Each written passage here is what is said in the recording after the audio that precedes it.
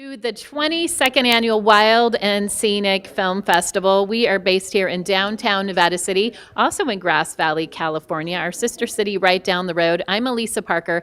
I'm your host this evening from the Media Lounge. It's been about 14 years that we've been doing this at the Media Lounge, and we're so honored to be part of this. We are broadcasting tonight as well on KVMR-FM Nevada City 89.5, as well as the Wild and Scenic Facebook page connected with Instagram, and also, of course, on YouTube. I'm thrilled to kick this off. She is the mistress of the ceremonies, Livia Campos de Menes, and she is the director of all of this madness, and we're so excited to have you here. Welcome. Thank you. I'm excited to be here with you. What are you most excited about of this festival kicking off this weekend? We have so many good films this year. We are showcasing 114 films, and I'm really excited about our new programming. We have the late night movies playing tonight. That's a new thing, doing late night movies. That's a new thing. It starts at 9 p.m. at the Stonehouse, and we're screening comedies. So that's pretty different. Comedies, like climate justice, adventure comedies? Yes, that's exactly it. And women in the center. So, yeah.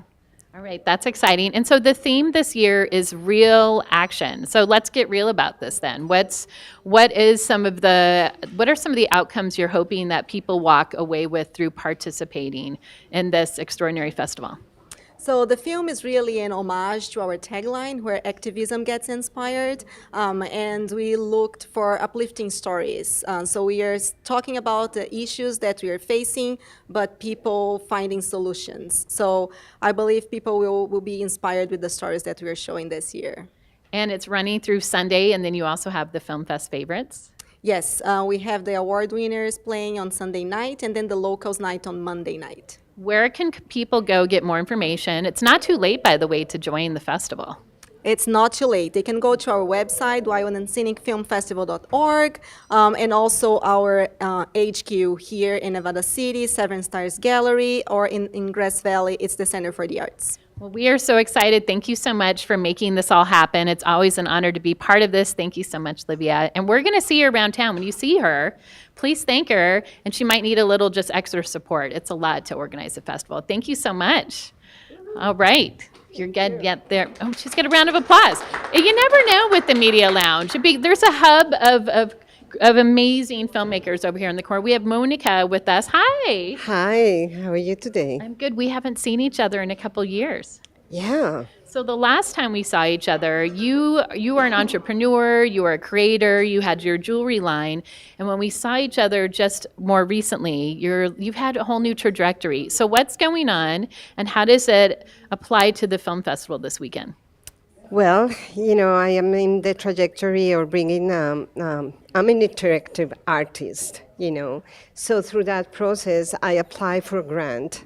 And I won amazing. a grant with the Upstate California Creative Corps. And so I wrote a song for this about the salmon journey. And it's like a cycle because I didn't know anything about the salmon, let alone that salmon is still in the Yuba River. And I knew that because of volunteering for Circle, who is now producing this festival. So I came full circle because I wrote this song after one of these volunteering trips about the salmon journey. I made the illustrations and the video, and we are, the vision is to bring through intergenerational workshops the awareness about the Yuba River, the ecosystem, the Nisenan people, the native people that were here since the beginning, the interaction with the land and the salmon in a way that is fun, through movement and dance. I'm a Latino woman. I know that. And we need some movement and dance. We need that. The song is like salsa, You may call me Atlantic, Chinook or Chum, Sokai, Pink or Kinga, Wabi or Masu. So many names to the salmon. What is salmon in Espanol? Salmón. Salmón. And we have the song in English and Spanish, and it's like so catchy, so come and see us in the intergenerational workshop. It's actually tomorrow at What time? 3 in the Center for the Arts, 3 to 4:30 p.m. And so for children of all ages, because we still have that child inside our hearts, no? That is true. And you know what? When you go and experience the Yuba River, which is such the heart and soul of this community, it does open up that sense of wonder in all of us and joy. And it really is what prompted Circle to be born years and years ago, and why we have this festival. And people like you who are here to spread the joy and the education, and also just keep us going, keep us moving and embracing the salmon. Salmon? Yes, the salmon, and in Nisenan language, it's Mai, and that's why the project is called Mai, the Salmon Journey. And also, we are going to be drawing and doing some collage at the end of our workshop. So it's going to be fun, and also just to finish, we are that salmon. We are that salmon. You on a journey? Yes. You are on a journey. We are on a journey, and we are that salmon We too. are, and it reminds us of our roots. And we go back to where we came from, and no matter where you live, it's remembering where we came from, and that helps us show up for who we are today. And the salmon's a good reminder of that. Thank you, Elisa. Yeah, Elisa. And it's so good to see you, so good to Monica. see Yeah, you. it's great to see you. All right, Monica, and again, it's at the Center for the Arts, and that is what time? 3:00 p.m. tomorrow. And the Yes. Center for the Arts, by the way, is one of the venues of the Wild and Scenic Film Fest, and that's based in downtown Grass Valley. We're in Nevada City and Grass Valley. All right, thank you so much. Thank It's you always so good to much. see you. Thank you all. You can walk the green carpet, whichever way you want to go. I'm Elisa Parker. We're broadcasting here at Wild and Scenic Film Fest, also here on kvmr.org. Hi, welcome. Thank you. Francine Francine Strickwerda. and Jamshid. Jamshid. Okay, tell us the name of the film. Ultimate Citizens? Did you come from Seattle? Correct, yesterday. All right, give everyone a synopsis of this extraordinary film and also this extraordinary person. Is it Jasmeed? Jamshid. Jamshid. All right, watching your film, there's always special folks that come to Wild and Scenic, and I'm like, he is one. I mean, they're all extraordinary, but just an extra spark and spirit. What are you hoping to take away and share with folks? Well, take away, but also share with folks around your film. Well, Ultimate Citizens is a film about Jamshid, of course. He's a school counselor, and he uses the sport of ultimate frisbee to help children heal and build community. But it's more than that. It's a lot more than that. He uses the sport and it's one of the many tools he uses in Seattle Public Schools. He's retired now, so You retired from the school? Yes, I did, and I enjoyed the film festival so much. You're just starting. Way too young. No, I really enjoy it. It's just so much fun to see other films too. And her film is phenomenal. She did a great job. She made an ordinary man to be a good man. He's a great man. And how did you two connect in creating this film? So I had just finished another oil kind of documentary project. It was a very long project. It went to PBS. It was very complicated, and I wanted to, do a story in my own community, something easy that I'd be able to finish, in a year or so. And many years later, here I am. So, but I was looking for something that was lighter, maybe, but it's not light. Actually, it's about building community, and there's also in this time that we're living in. It's also about immigrants and refugees and being a welcoming community, or just welcoming anybody who's an outsider. So the film is for anyone who's ever felt left out, which I think is everyone. So Right, especially in a post-pandemic world. And I love the work that you've done with the children. And what I've noticed is how you see every single individual and helping them to see the amazing person they are with their own worth and value.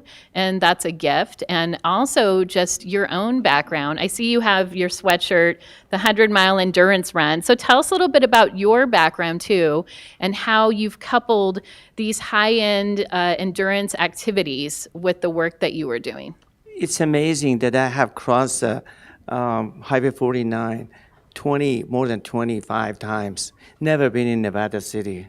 I've been to a Squaw 20-some times. The Western State Run is the oldest race in the 100-mile race in the world. It starts from Squaw Valley to Auburn. And I've been here 22 years. If I wouldn't get in the race, I would volunteer. And it's just beautiful scenery, beautiful race. And it's just right in your background. It's just so good. It's amazing. So you've done these 100-mile runs. Are you still swimming across the lake every morning?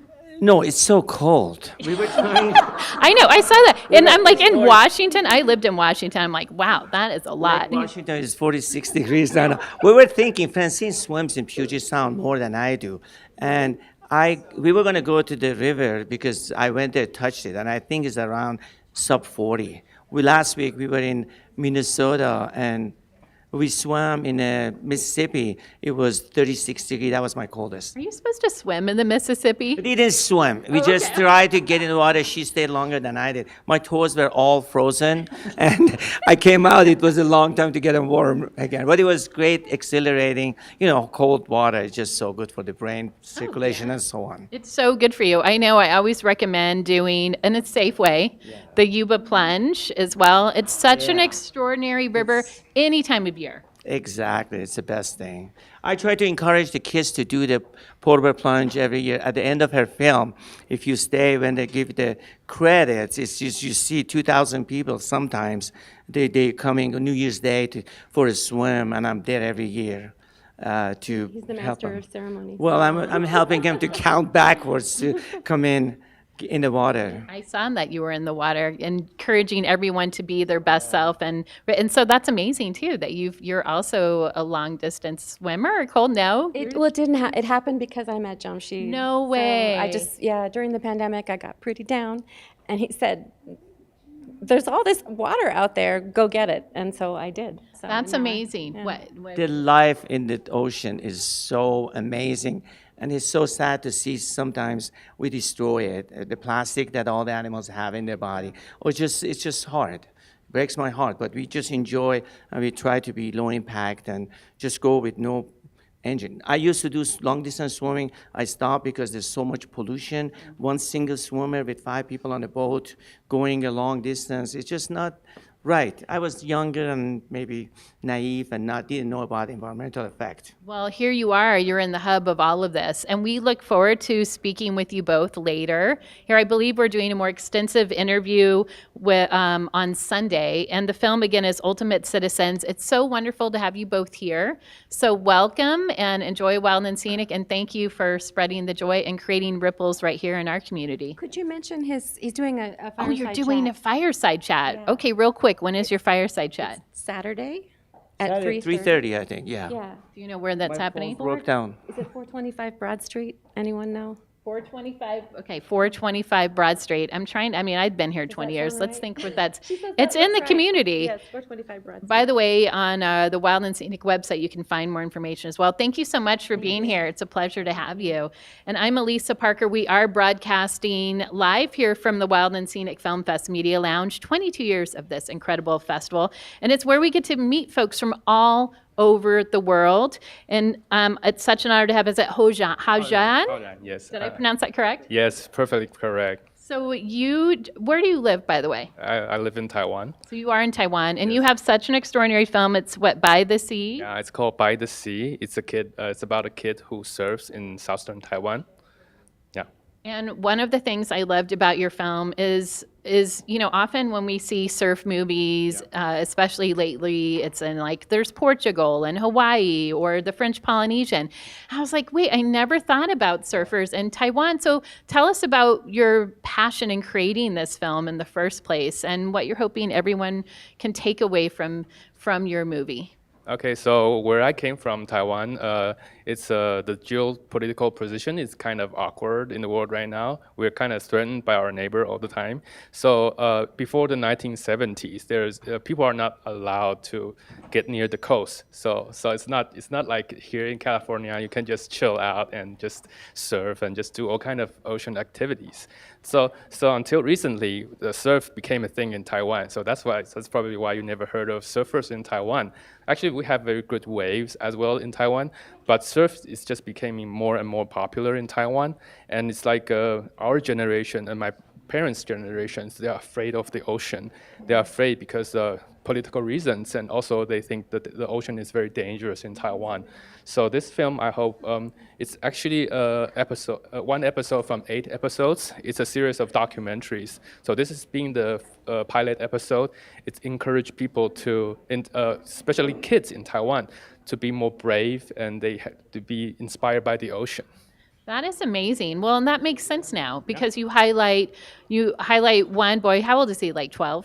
12 years old? He's like 12 years old. And then his little brother, and it's really the story of them. Like, and even I forget what was he doing on the side to make money to buy a surfboard. Yeah. He has to make his little handcrafts and sell this little pieces of his craft to save for his surfboard. Yeah, and well, that's amazing. So that's yeah. I'm just still thinking, were they not allowed because they weren't public beaches? No, there was, but the government doesn't want people to get close to the beaches. Like Why is that? Because like the relationship with China, in fact. So it's like that's before 1970s. So, but nowadays it's okay. But it's like people's heart, they still think that the ocean is kind of dangerous for them. When this series was broadcast in Taiwan, some parents actually called the TV station that, why did you broadcast such crazy stuff to the public? So I'm just trying to challenge the situation that's in Taiwan. That the ocean it's such an important part. I mean, we are the blue planet, and we need to know it in order to protect it. And are you going to be showing this series in Taiwan as well? Yes, this is actually the first time it's being showed outside of Taiwan. Wow. Okay. Yeah, so it's been broadcast in Taiwan already, and you can find it online. It's called Kids_by the Sea. So we have that on our Instagram, and we have like the links there. But it's like the first premiere outside Taiwan. So here you are at Wild and Scenic Film Festival in the Sierras. Not next to the ocean, but we have amazing lakes and rivers and watersheds that feed into the ocean. What do you want all of us to know? I mean, the theme this year is real action. Mm-hmm. So if we're getting real about it, what do you want us to know about this experience and story and how this connects with how we are all showing up in the world? Okay, I think this is a very special occasion or special film festival that I've been before. I was here last time, and I can really feel the energy that this whole festival is about, and it's bringing us, because I just went a trail to the Yuba River and really enjoy it. So I think for people to feel something, you have to really embrace it, and you have to really to be involved, and you have to really go into the nature, and you have to embrace it so you can care about something, and then you can react and do whatever you think is important to the environment. So true. It is such a pleasure to have you back here at Wild and Scenic Film Fest. When is your film screening? My film is screening tomorrow at 9:30 p.m. at Del Ora Theater, as well as 6 p.m. at Nevada Theater. Awesome. All right. It's called By the Sea, and it is screening for the first time here in the United States. Yeah, it's screening the first time outside Taiwan. So I'm really excited to see how the kids will react to it. Oh, I love that. I love that. All right, we're going to give it up. We're going to give it up, and thank you so much for being part of this. It's awesome. Thanks so much. It's good to have you here. All right, now that we have Chad. Chad is coming back here. Chad Brown. Hi. So good to see you. Likewise. Good to see you too. Okay, first of all, how amazing do you like Chad? Thank you very much. This is actually a nod off to my girlfriend, who's a designer, and she made this for me. Yeah. Wow. I know. We always love having you back here at the festival. And I was just saying before we went on the air that you've had such an extraordinary journey in general, working with youth, getting them connected into the outdoor life in order to better understand, protect, and for their own well-being. Right. But now also, like, you were on National Geographic. Yes. Tell us about that, and then we're going to talk about the film that you are screening here at Wild and Scenic. Yeah, in a nutshell, it was an awesome experience. I was dropped off in the backcountry up in Minnesota, blinded, with my service dog, left to survive and compete against other teams, and we ended up winning. And oh my it was gosh. Pretty amazing. But but that's another conversation. That's a whole. We're going to have a more extensive interview with Chad this weekend, and we're going to find out more about that. Well, I mean, real quick too. The theme this year is real action. So, what was one of the life-changing components of that experience for you that even you're hoping to share here while you're here? Well, I think real action, it's all about like tapping into your own internal leadership and stepping in. And I'm a big believer into stepping into a space where you feel uncomfortable and allowing that uncomfortableness to guide you. Even though it may scare and fear, but fear and being scared is a good way of getting you aligned with the right mission and a cause to take a step up, whether it's for someone or an elderly or handicapped who can't speak for themselves, but that's how we have to navigate. And sometimes we got to be in uncomfortable places in order to take on that mission to make change in the world. Wow. Yeah, and we experience a lot of discomfort actually right now, post-pandemic world. And Chad is leading the way. Okay, tell us about your film N-Word.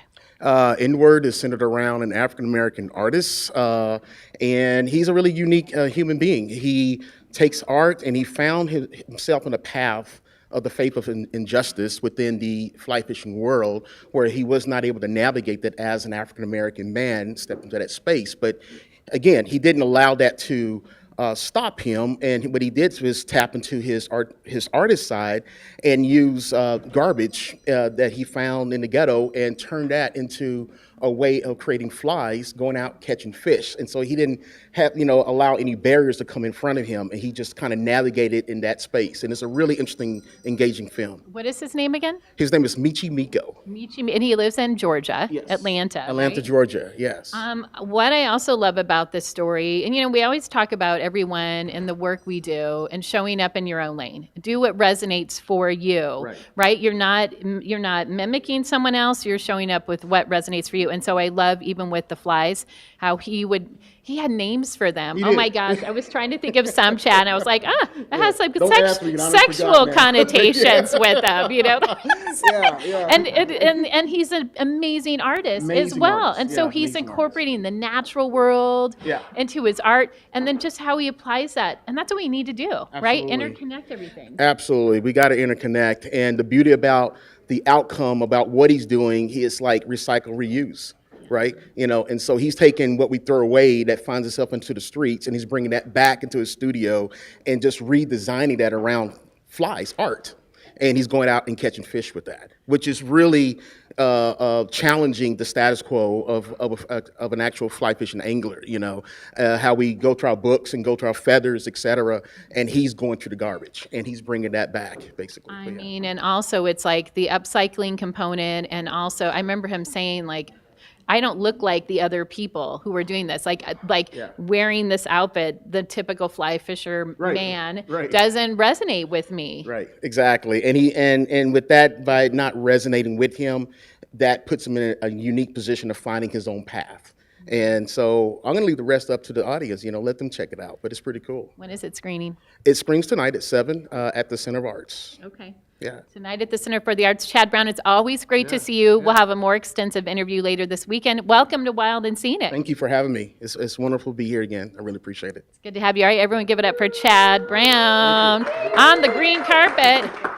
He's in the rivers, he's on the mountains, he's working with children, artists, extraordinary. So many incredible, I call them the environmental action heroes that are joining us here. It's one of the largest environmental film fests of its kind. And by the way, we're also broadcasting here on KVMR tonight, and we'll be with you up until 6:30 this evening. Hi, welcome. Hi. Hi. And let me have you introduce yourself. Sure. My name's Sean Grasso, and I'm the director behind Valley of the Turkeys. Oh my gosh, tell us about Valley of the Turkeys. So this was a 6-month production endeavor for me, where I was out in the field down in San Diego County, following a flock of wild turkeys, and making a sort of a behavior wildlife film. What prompted you to want to follow the turkeys in the first place? It's a little bit of a long story, but... Okay, well, if you had us do it in 2 minutes, what would you say, Sean? Sure. Well, I wanted to film sort of traditional predators, get some bobcats or foxes on camera, and I was just having the hardest of times doing that.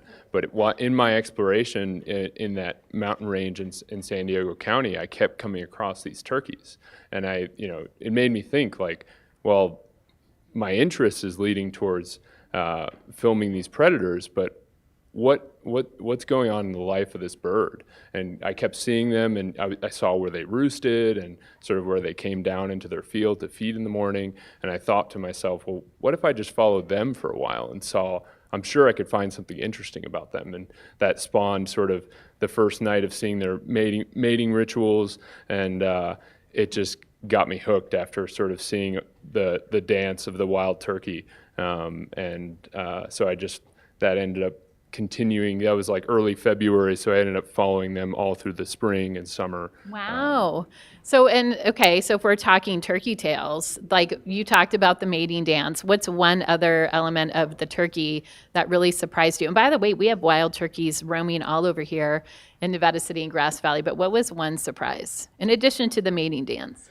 I think the biggest surprise was just how hard it is for a hen, like a turkey mom, to raise her young. And so that's a big part of what the film follows, is it follows the hen's journey as she's raising these, they're called poults, the little turkeys, in this fairly hostile, predator-rich environment. And so she sleeps with them on the ground for the first 2 weeks of their life. And just knowing every night while I was trying to film them, like I would go back to my house, but then they would be out there in the wild, just sort of on the ground, which is very vulnerable for a ground bird, especially with some little ones. So that just surprised me, like the challenge that she has to go through in order to raise these young. And so that kind of ended up being part of the story of the film. Awesome. Well, Sean, it's a pleasure. Your first time here at Wild and Scenic. Yeah. So I'm really excited, and it seems like an awesome festival, so I'm honored to be a part of it. Well, welcome. Thanks for being here, and give it up for Sean. We're excited to have Sean here. We're gonna learn more about turkeys because they literally are all around here. So thank you so much. Hi, welcome. I'm Elisa Parker. James Beisel. Hi, James.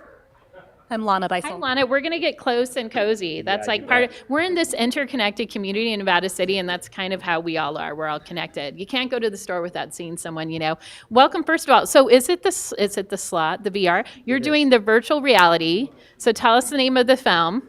It's called Sloth 360. Sloth. Okay, I think a lot of us love sloths. So first of all, what is it that prompted you to want to do a film about these wonderful creatures that move like 10 times slower than we do? Everybody loves sloths, right? It's true. It's true. That's part of the problem. In some places, they're actually being loved to death. And that was part of the reason we wanted to make this film. We started it in March of 2020. It was the worst time ever to begin a film production. So this has been a long time in the coming. We finally got it into production in 2021 into 2022, and now we're really excited to be here and showing it to the world. And Lana, are you part of the virtual reality series? Are you over at KVMR? Yes, we're going to be running the VR lounge over there Saturday and Sunday from 1 to 3, so people can stop by and spend some time out in the Costa Rican canopy with the sloth. So, and how does it work? People show up at the VR lounge, and tell us about the experience they have when they go there. And by the way, this is open for everyone here at the Wild and Scenic Film Fest, right across from the Media Lounge, by the way. So just come on over. There's not really like set times for starting it. It's a 6-minute film, so just come over and we'll put people through in waves. You'll come in, we'll put you in a VR headset and start the film for you, and you'll get this amazing immersive experience. So you were working on this for several years. I mean, you mentioned everyone, or pretty much it's loving the sloth to death. So just what I was asking Sean about the turkeys, what is one thing that we do need an awareness for these, like what appear to be these lovable creatures? Can I make it 3? You can make it 3. Yeah, tell me the 3. Bam, bam, bam. All right. What is it? 3 All right. things. Number 1, just vote with your dollars. Let's protect forests and support reforestation in places that sloths live. B, sloth selfies are not good for sloths. They're cute, we love them, we want to be in a photo of them, but it's just not good for a sloth. They're very stressed when that happens. So where are people doing sloth selfies? Are they going to the forest and tracking them down? tourist attraction. Okay. And a lot of times those sloths are in a very stressed state. So here's a film that gives you a chance to be up close and personal with the sloth in a way that doesn't hurt the sloth. And Roman numeral 3.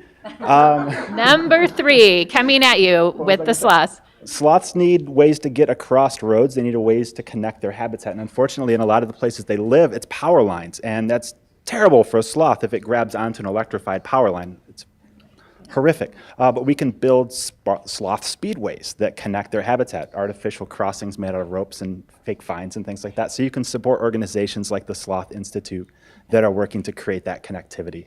It's one of, having been doing this for about 14 years now, it's one of the things that comes up frequently is how do animals cross certain highways and such. So I love that, and having awareness on the sloth. Real action is our theme this year at the 22nd annual Wild and Scenic Film Fest. What's one of the craziest things that happened to you while you were in the process of making this movie? Oh, you're smiling. Besides a pandemic. Well, that was crazy. That was pretty crazy. Should we go with the soap story? Oh my goodness. No.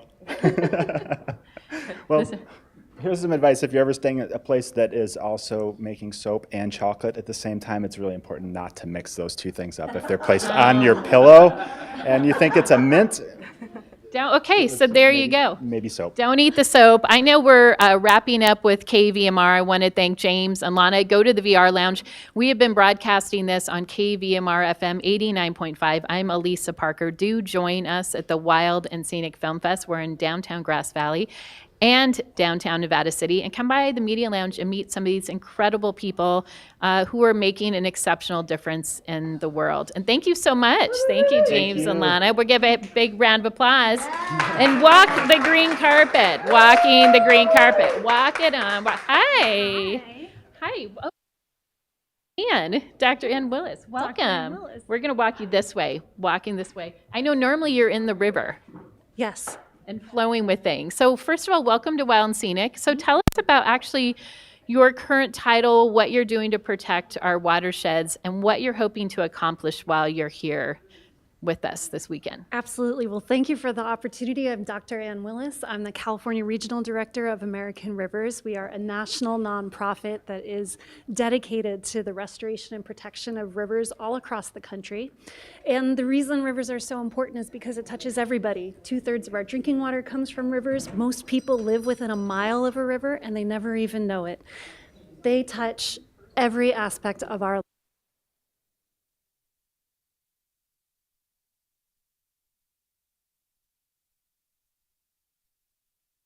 Person to understand the kind of peace and serenity and quality of life that can come with being in nature. What we love to emphasize are connecting to people. And that's one of the things we want to do here is share a movie that we helped produce, Romeo November. It'll be showing on Sunday in the Oddfellows. And it'll be a movie about the Colorado River and climate resilient projects there, and how when we take a different perspective, we can see how rivers connect all of us. And through telling these stories, sharing our lived experiences, feel that passion and connection with each other. I love that. And it really is stories that shapes our culture. And being outside, being in the flow, being in part of our wild world is so important, and how we're showing up and even just protecting and supporting our planet. And you were a river raft guide. So tell us a little bit about just how you got involved and engaged in this. Well, I got involved in being a river raft guide by following another river raft guide. I know how that is. I was a river raft guide, by the way. I was a river raft guide at the American River. It's a whole thing. I get that. It's a whole thing. I ended up marrying one. They're not all trouble, but most of them are. But I will say, actually, it wasn't just that. It was an experience I had on the river when I was an adult. I was not a camper or a rafter or anything like that as a child. This was something I came to as an adult. And this trip on a river I took was the first time I really felt a connection to the place around me, a sense of belonging, and I just thought, this is what I want to stay connected to for the rest of my life. And so I just tried to find a way to stay connected to the river and be a steward of the river in all things, both in my personal, my professional, and my political life. I love that. And here you are at Wild and Scenic. And of course, the American River is one of our neighbors, and the Yuba River is the heart and soul of our community. And it is important to know our watershed and where that all leads to. And it's a pleasure to have you here. Are you doing a workshop as well while you're here? Yes, I am. Tomorrow. What are you doing? Tomorrow I'll be doing a workshop talking about how healthy rivers build healthy communities and how we can all engage to create that kind of connection with each other. Well, thank you so much for being here, Ann. We're going to give it up for Ann Willis, Dr. Ann Willis. And you know, it's funny, having done the Media Lounge for so many years, it's wild. It's different every year. Hi, welcome. Hi, how are you? I'm good. How are you doing? Not bad. My name is Jackson. I'm the director of Vanishing Oasis, which is a film about the Great Salt Lake. Oh, it's great to have you here with it. Jackson, you said? Yes. Okay. Well, tell us about your film. Well, so the Great Salt Lake has dried up by about 60% in the last 30 years, and there's 10 million migratory birds that rely on the lake every year. 10 million. I didn't know that. Yeah, they come across from as far as southern Chile and up to the Arctic tundra, so that it's this really important habitat for the entire Western Hemisphere. And interestingly enough, it's not actually a climate change problem. It's about the amount of water that's diverted from the rivers that feed the lake every year. So what is it that a big part of Wild and Scenic is we share the stories, but we also have solutions driven into this. So what do you want us to know about this? Like, how can we all both understand but take action? Well, the great thing about this story is that there's a really simple solution. 70% of Utah's water goes to growing hay and alfalfa. Hay and alfalfa? For less than 3,000 residents in Utah. And so it's an extremely large portion of water that's being used for an incredibly small number of people in the state. And so it's about getting lawmakers to decide who should actually get to use Utah's water and, convincing lawmakers that the lake, which gives life to the rest of Utah and all of Salt Lake City, deserves more water than the agricultural industry in the state. Jackson, what is it that prompted you to jump into this and make this film in the first place? I was working at a ski resort just outside of Salt Lake City, and we had an incredibly low snowfall year the year that I was there, and the lake is what's responsible for some of the incredible snow there, and so it really got me questioning. And then I learned about the importance of the lake for not only Salt Lake City but the entire Western Hemisphere, and it just the more you learned about it, the more incredible it was that this resource that's right north of Salt Lake City has essentially been ignored for decades and allowed to dry up to the point where it's going to harm Salt Lake City's public health as well. The lake bed that's been exposed in the last 30 years has arsenic in it, and that's going to increasingly blow into Salt Lake City. And so the longer the lake remains low, the more that dust is going to enter the city. So part of it is also just, I hear, with the agriculture and growing the hay, so we just got to start getting sustainable. Or it sounds like it could be really toxic for the community. Yeah, absolutely. It's a matter of, who deserves the water more, and, people deserve healthy air to breathe. And for that, we need healthy water systems. And yeah. Salt Lake City is unique. I think often, like here, when we see our lakes drying up in a severe drought, you feel it. You're connected to it. If generally when you're living in a city, you don't really have any idea. You turn on your tap water, right? You see it come out. You don't really see the impacts. You don't see the trees drying. The fires. Yeah, absolutely. And it's strange because Salt Lake City actually has some of the lowest water rates per capita in the country. But this is artificial. It's all tax subsidized. And so it's also a matter of, should people be paying almost nothing for water in a state that is one of the driest in the country? Wow. Is this your first time here? It is my first time here. Okay. You just jumped in, but what do you want to tell everyone about why it's so important to get out, participate, tell your stories, and be engaged in festivals like this? You can't care about something that you don't know, right? And film is an incredible way to get people to care about stories that they've never heard of before and that they can't go and experience themselves. And so, film festivals like this and making films in general, it's the perfect way to kind of get into people's homes, into people's hearts, to advocate for things that we really believe in. Great. Well, welcome to Wild and Scenic, Jackson. It's so good to have you here with us, and enjoy the festival. Thank you very much. All Thanks right. for having me. It's my pleasure. All right, there we goes. Okay, I love it. There's community support right here in this room, and that's a special part. Oh, it's Kristen Hall. Hey, Kristen. It's so good to see you. It's so great to be here. Great to see you too. I know you too. So Kristen is incredible. She is the founder of NIA Impact Capital, which is literally changing how companies work with both their employees, where they put their dollars. And I should have you talking about, but being such a big supporter with gender equity, that's how we connected. And you're a sponsor of Wild and Scenic this year. We are a sponsor. We are proud sponsors of this amazing festival. How are you engaging this year with Wild and Scenic? I think, is this your third year that you're stepping in as a sponsor? I believe so. Okay, so I know you're jumping in at a deeper level. Tell us about some of the things that you're going to be doing while you're here.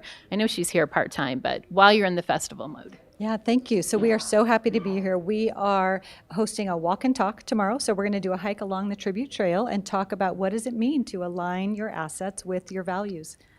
Tell everyone about the magic of the tribute trail.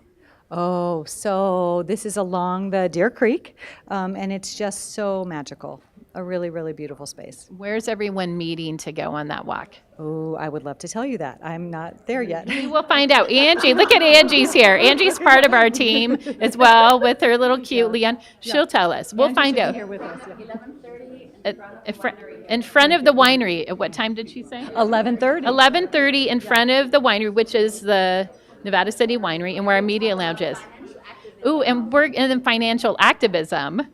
Look at, she's just prompting us, Chris, and she's just tell us real quick about because I tell everyone about you. I tell them about what you're doing. Tell us in just a blurb why NIA Impact Capital is so important right now, because we are going beyond films. We're going in all sectors. This is important in all sectors. Exactly. So many of us here are activists, whether it's on the environmental front or the filmmaker front, and so to be able to align all of our assets with those same values. So at NIA, it means intention and purpose, right? And we invest at the intersection of environmental sustainability and social justice. So helping people invest their money in public equities that matter.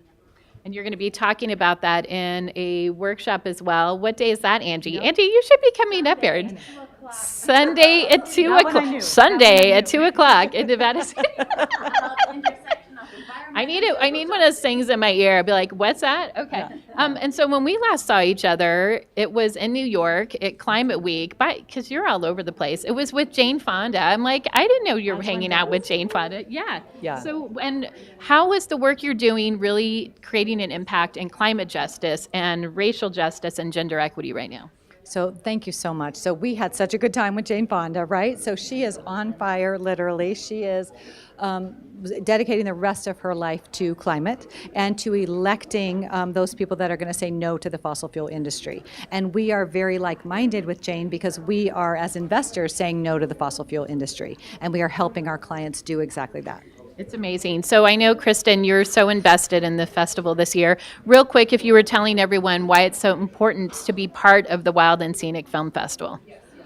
There's so many reasons to be part of the Wild and Scenic Film Festival, for the learning, for the fun, for the community, and for everything that we can do together. Right. Well, Kristen, it's good to see you. Great to see you. Yeah. Thank you so much. Kristen Hall, she's going to be around. We'll have to tap back into, we're going to get Angie in here.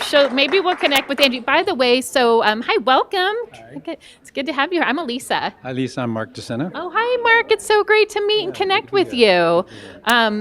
It's awesome. I was thinking of what I wanted to say about, so we just met Kristen Hall, and she's going to have Valerie Redhorse join us later on Sunday. Valerie Redhorse is also a producer, Native American Films, founder of Social Venture Circle, so you want to join that.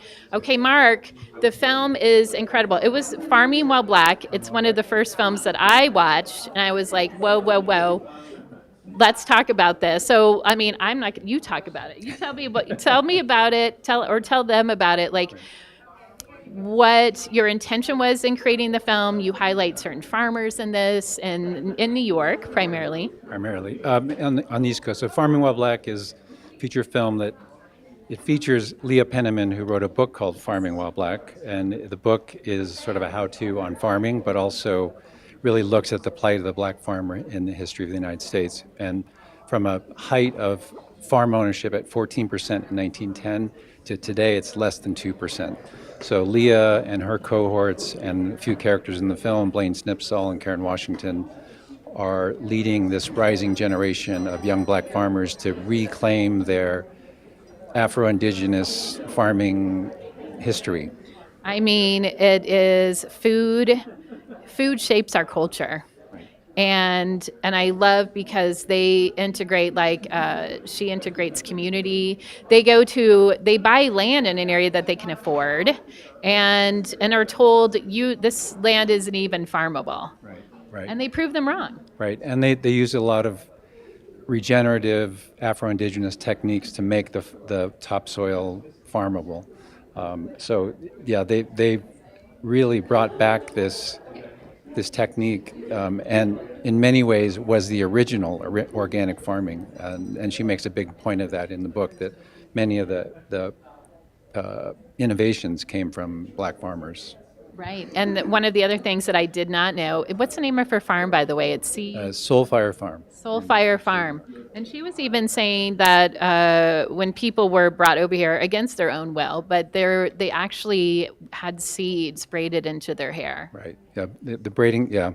And there's even a fellowship now called the Braiding Seeds Fellowship, where they're giving grants to young black farmers in honor of the ancestors who braided seeds in their hair, in hopes that they would once again farm. You have been a filmmaker for some time now. You have award-winning films. You were part of Sundance. Were you part of Robert Redford's? Was that right? Yes, Okay. yeah. I was part of the Sundance Labs, and I've done films for the Redford Center. We did a film at Wild and Scenic years ago called Watershed. So Watershed. That's right. That's right. We might have even connected way back then. maybe. It's been like 14 years, Mark. So I am an environmentalist at heart, and regenerative farming is one of the greatest impacts we can have on the climate.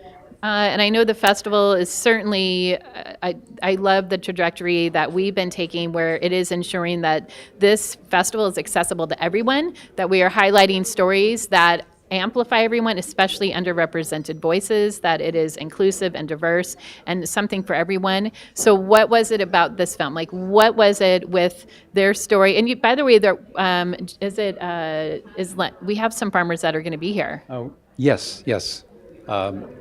Farmers from the Yisrael family farm, Shannock and Judith. So we'll be talking with them. But what was it about this where you're like, I need to do this story. I need to feature this story and highlight their lives? Well, like I said, I come from an environmental filmmaking background. My previous film was called Not Without Us, and we followed grassroots activists to the climate talks in Paris. And the fight is very important. We need to fight against the bad, but I was looking for a film about solutions. And when I read Drawdown, the book on climate solution or solutions to solve the climate crisis, land use and agriculture are one of the biggest solutions that we can have.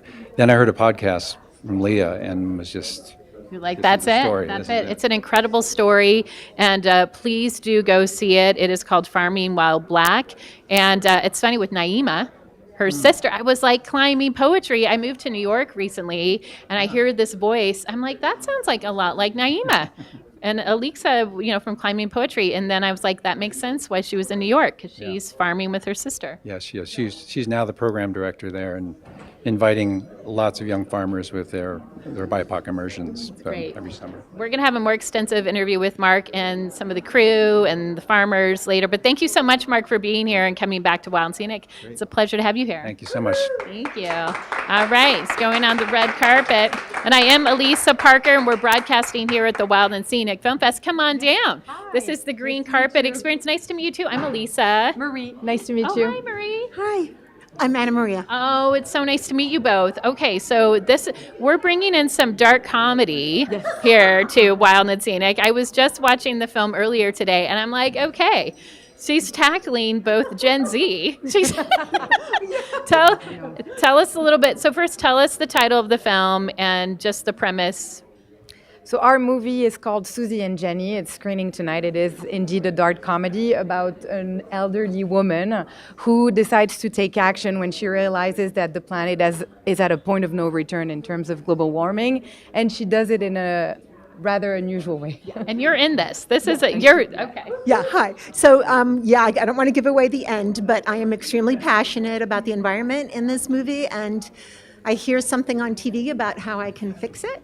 And I take action. She does take action. And so were you both involved in the creation of this? You were. And how did you connect with each other? Then what's your story? So I'm the writer and director of the film. That initially came to me in a bigger, larger piece with that same character, but more established in her life. She's trying to go against the mayor of her city, who's a hunter, who drives a convertible. And I was like, okay, that's a feature film, and that's a big budget. Yeah.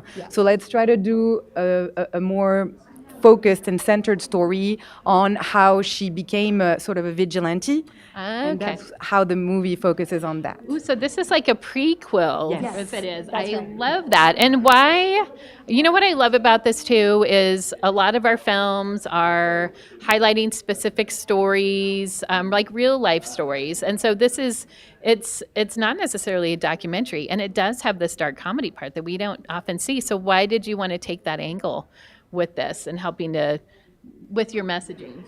Are you do you love dark horror comedies? Is that? Yeah, I mean, I do love everything horror and dark, You and do? I think Okay. that adding comedy to dark comedy is a powerful genre because you can really go all the way while still making people laugh. And there are many ways to amaze people about the environment. Show them something beautiful, guilt trip them, or maybe make them laugh. And I chose that angle. I love that, and make them laugh. And so you were also in the marketing world before you left. absolutely. She left. She said, "I'm going to be." I did do my research. So you were going to become a filmmaker. What, during the pandemic? Or like sometime. A lot of us had shifts. So what was that about? I've always been very passionate about movies and narrative. My parents just didn't really want me when I was 17 to move to LA to make movies. So they told me, no, you're going to go to business school. So I had a previous life, but at 30, I was like, I need to give this a try. And I actually quit my job. Announced that I would quit my job 2 weeks before the lockdown. It got delayed a little bit because of COVID, but finally I moved in 2021 and I've been in LA ever since. Well, congratulations. How much of your character resonates with who you are? Let's get the real scoop here. You're going to not want to talk to me, but Well, no, but that's a part of a dark comedy. You see yourself somewhere in there. yes, absolutely. Definitely her passion, her love for animals and the environment and keeping it clean.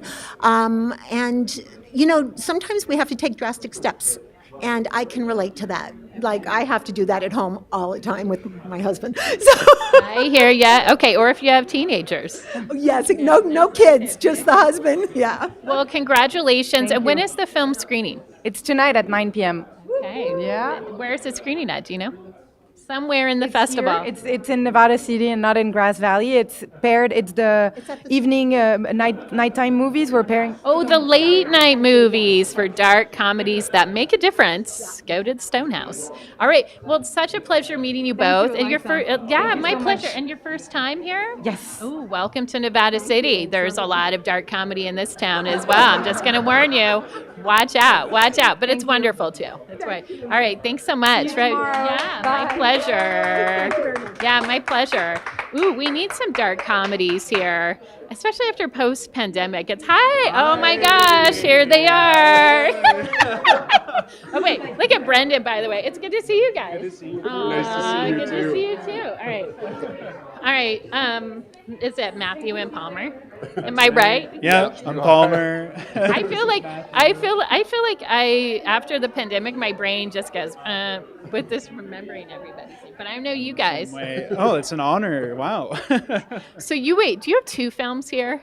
Yeah, this year we have 2 films. We have a film called Forward and a film called Asugalik Awakun. And both are about phenomenal young women.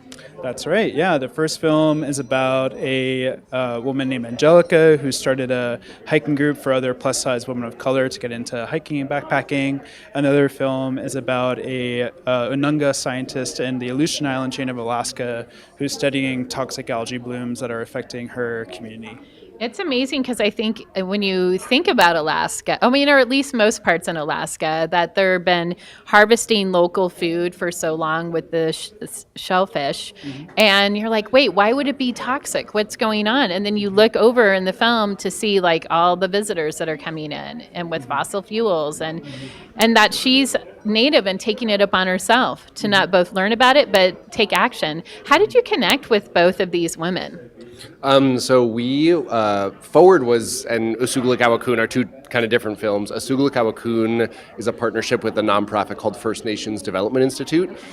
First Nations is a really great grant-giving organization to different tribal nations around the country. So that was a project we kind of spearheaded with them. And then Forward was a film actually brought to us by Angelica, the main character. She reached out to us after seeing one of our other films and wanted to connect. And so, yeah, it was a really organic way of making a film with someone. I love that. And has that ever happened before where people reach out if I reach out to you and say, will you guys do a movie about me? Is that- You know, it like hasn't really happened that often. Like so often when we are thinking of making a film, there's like a bit of coaxing, like, hey, like we think you have a great story to tell. You'd be a great character, and there's like a lot of trust building there. And she came out swinging. And she was like, "Hey, I got things to say. Like I got a story to tell," and it was an honor to be the people she wanted to work on sharing that story with. I know we're going to speak with each other more extensively this weekend because I do want to talk about you both as filmmakers and creating so many films. Just talking about that trust that is part of it, like being the socially responsible filmmaker with people's lives. I mean, it's a real thing. Yeah, I mean, I think every time we approach someone to share their story, or someone approaches us, like there's a lot of thought and consideration into thinking about like, are we the right people? Are we well equipped to be able to tell this story in the most authentic way? And if we're not, like bringing other people into the fold, like Kanisha, who you'll talk to next, who was brought into Asugulakawakun as a producer and is like from the tribe in which the film is about, and just involving the community in which we're creating these films so that it's an authentic representation of the story. Where do you guys live? I live in Oakland. You're in Oakland, okay, in the Bay Area. Where are you at? Duluth, Minnesota. Oh my gosh, Duluth. How often do you guys get to see each other? Not often Not enough. enough. Really? Well, actually, we spend most of the day like on the phone or Oh, Zoom. It's yeah. Yeah, but we really get together for production and Wild and Scenic. And Wild This and is like Scenic. one time a year we know we can see each other and spend time. Yeah. It's really special. I mean, we come here and have such a good time together because we get to just like enjoy the fruits of our labor together. Oh, I love that. You're doing some soul brother connection every year. true, It's your yeah. annual retreat every year. It's true. We realized we were just having a drink before this, and we realized that I think this is our like 5th festival in a row we've been able to come, and we really look forward to it every year because it's just like such a great place to reinvigorate our creative energy and connect with other filmmakers we haven't seen in a while, and also see like new incredible work that we really admire. That's like threefold. You're connecting with other filmmakers, you're learning and getting inspired, and you get to hang out with each other. Yeah. Thanks so It's much, a Wild and Scenic. win-win-win. Thank you, Wild and Scenic. Thank you.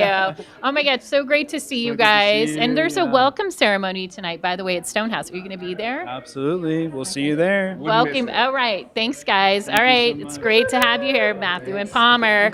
They've been coming for years. And that's what happens when you get here to this festival.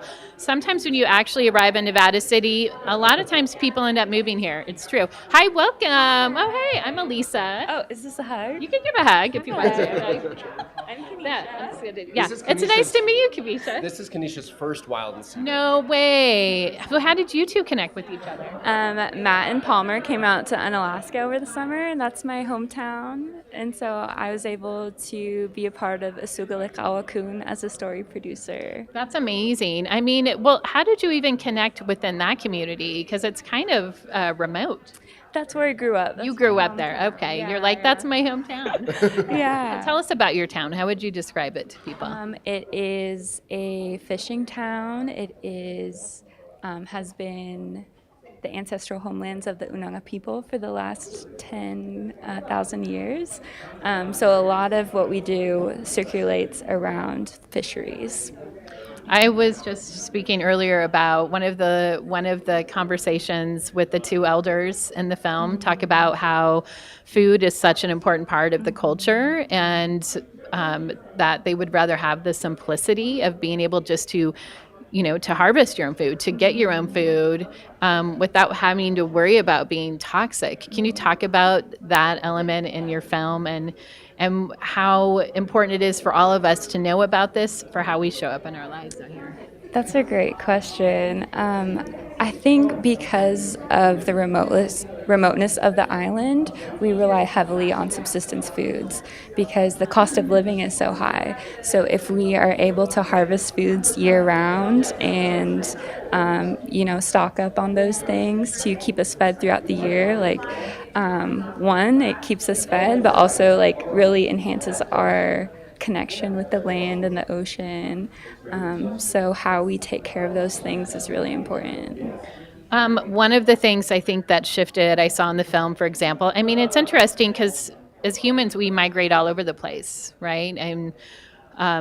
And so the Russians coming, for example, that seemed like a big shift in the community as well. Can you speak to a little bit about that and just like how do we migrate in a healthy, positive way, you know? That's a really interesting question. I feel like we have had a lot of impacts. We're colonized people, and I think a lot of our traditions were taken during that time period, and we are still seeing the impacts of that today, like trying to revitalize our language, trying to revitalize our spirituality, and yeah. It's a lot. It's It's that's a a good lot. question. And even looking, so I moved to Brooklyn about a year and a half ago and right on the East River. And so there's a project that made me think of the Billionaire Oyster Project, where they're using oysters to purify the water. And so I was like, oh my gosh, just thinking about the shellfish there that are consumed for eating and how they're being used and tested to look at the toxicity in the water. What's some of the work that's being going on now to help improve that? And do the shellfish help with that at all? So we currently don't know the reason why we are having increased levels of paralytic shellfish poisoning. This past summer had been like a lower PSP level than years before, but it didn't really correlate with other regions, areas in the region. And so like that just shows us like we need to keep funding this data collection.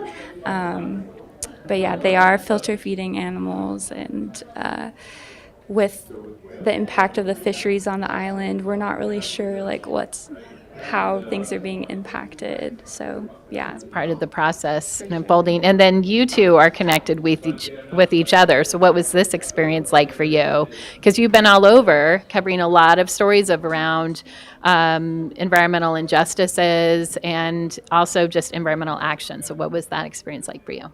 I think as I reflect back on the past few years of like really amazing opportunities that I've had to connect with people and hear stories, like visiting Kenesha in Alaska and like working with Shayla and just the community in general is like easily probably one of my favorite projects we've ever been able to work on. It's just it's not only visually such a beautiful place, but culturally it's just like it's such. I feel like I could have just spent so long. He's so going long back. there. He's going back, Kenesha. We need volume 2. You need volume 2. Well, I do. I want to see how it unfolds. And I also love just the efforts and work that's like being born and raised there and like in your own backyard and looking at what you can do. And that's, I think, a big part of this festival, right? You don't have to go thousands of miles. I mean, you can to share the story, but you know. Yeah. I think one of the really interesting things was hearing Shayla talk about being in a data desert and how Indigenous people have been intentionally kept from data that would help benefit them, and they haven't been allowed to gather data. And it's a really interesting kind of thought nugget to think about, is how we've intentionally kept data that could be really powerful from people who need the data most.